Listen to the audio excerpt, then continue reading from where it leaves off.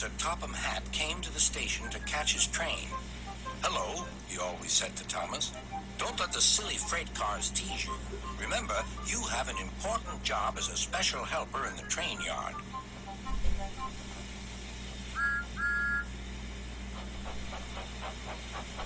There were lots of freight cars, and Thomas worked very hard pushing and pulling them into place. There was also a small coach and two strange things his driver called cranes. "That's the breakdown train," he told Thomas. "The cranes are for lifting heavy things like engines and coaches and freight cars." One day, Thomas was in the yard. Suddenly, he heard an engine whistling. "Help! Help!" A freight train came rushing through much too fast. The engine was James, and he was frightened. His brake blocks were on fire. "They're pushing me! They're pushing me!" he panted. On, laughed the freight cars, still whistling, "Help! Help!" Poor James disappeared.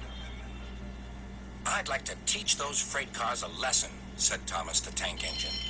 Soon came the alarm. "James is off the line! The breakdown train! Quickly!" Thomas was coupled on, and off they went.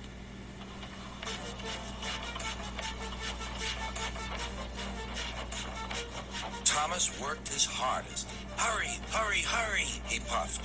He wasn't pretending to be like Gordon. He really meant it. Bother those freight cars and their tricks. I hope poor James isn't hurt.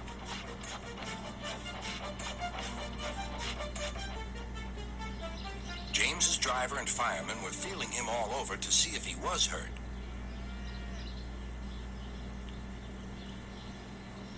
"Never mind, James," they said. "It was those silly freight cars and your old wooden brakes that caused the accident." Thomas pushed the breakdown train alongside. Then he pulled away the unhurt freight cars. "Oh dear, they groaned. Serves you right," puffed Thomas. He was hard at work, puffing backwards and forwards all afternoon. "This'll teach you a lesson, he told the freight cars. And they answered, "Yes, it will, yes, it will."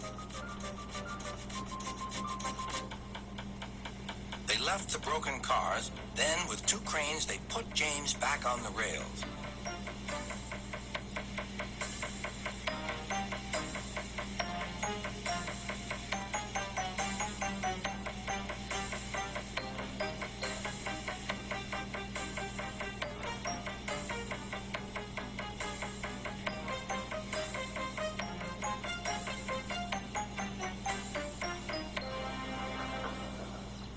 He tried to move, but he couldn't, so Thomas helped him back to the shed.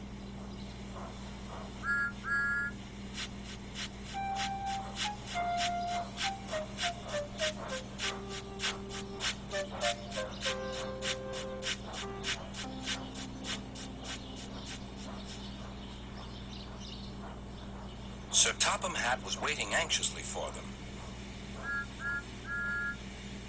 "Well, Thomas," he said, "I've heard all about it, and I'm very pleased with you. You're a really useful engine.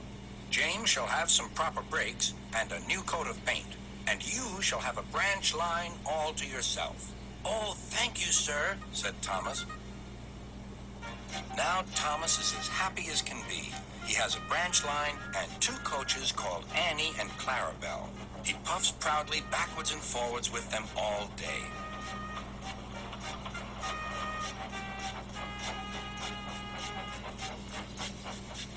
He is never lonely. Edward and Henry stop quite often and tell him the news. Gordon is always in a hurry, but never forgets to say boop, boop, and Thomas always whistles beep, beep in return.